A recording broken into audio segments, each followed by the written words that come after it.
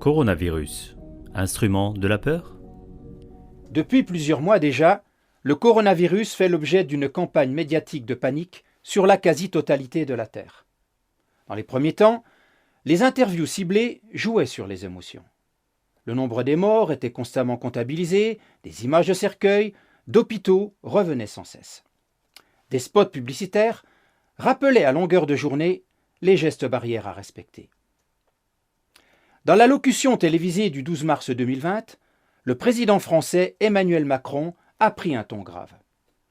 Il a utilisé des mots chocs, comme notamment « Nous sommes en guerre ». Il a également déclaré « Le gouvernement mobilisera tous les moyens financiers nécessaires pour porter assistance, pour sauver des vies quoi qu'il en coûte. Face à cette situation, la priorité absolue pour notre nation sera notre santé. » Pourtant, lorsqu'on considère d'autres domaines, comme par exemple la nouvelle technologie de téléphonie mobile 5G et ses effets sur la santé, c'est le silence total. Alors que des centaines de scientifiques lui ont écrit une lettre qui démontre la dangerosité de cette technologie pour les humains et la nature. Cette contradiction laisse à penser que le gouvernement ne se soucie pas vraiment de notre santé. Alors, qu'est-ce qui le motive à provoquer cette peur via les médias ?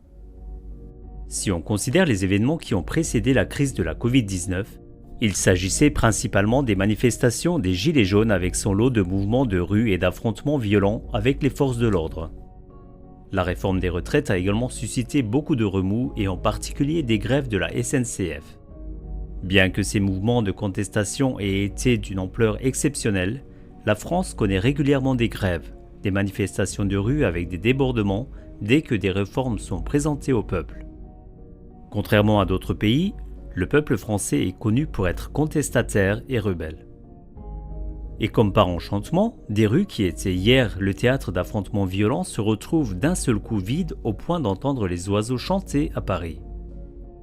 Pour cela, il a juste fallu faire croire que la santé était la priorité des priorités et faire peur avec des mots et des images. La crise sanitaire serait-elle devenue tout à coup une bénédiction pour le gouvernement ? En effet, il est intéressant de remarquer que suite à la crise de la Covid-19, selon un sondage IFOP, 75% des Français seraient favorables à se faire vacciner. Alors qu'en 2017, lorsqu'il était question d'imposer les 11 vaccins infantiles, selon un sondage Odoxa et France Inter, 56% des Français y étaient opposés. Il y a aussi l'argent liquide, présenté comme un vecteur de maladie. Selon une étude des hôpitaux universitaires de Genève, les virus de la grippe peuvent survivre jusqu'à 2 bonnes semaines sur les billets de banque. Depuis cette crise, beaucoup de magasins n'acceptent plus d'argent liquide. Là encore, est-ce la bonne excuse pour précipiter la fin de l'argent liquide ? Un autre domaine doit également être abordé pendant cette crise.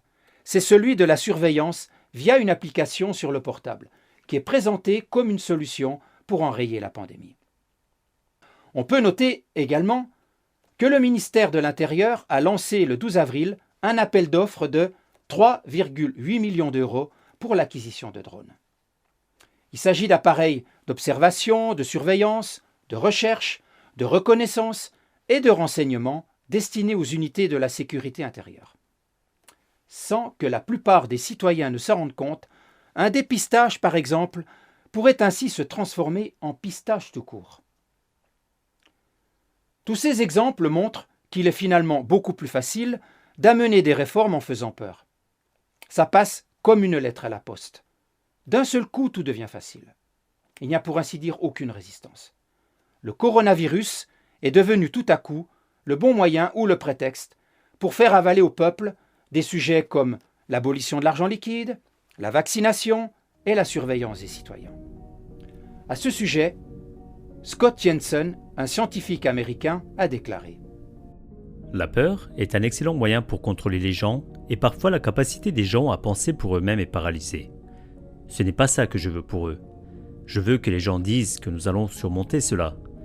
Je vais utiliser ma tête, je vais aller à différentes sources, je vais écouter différentes sources, je vais penser par moi-même.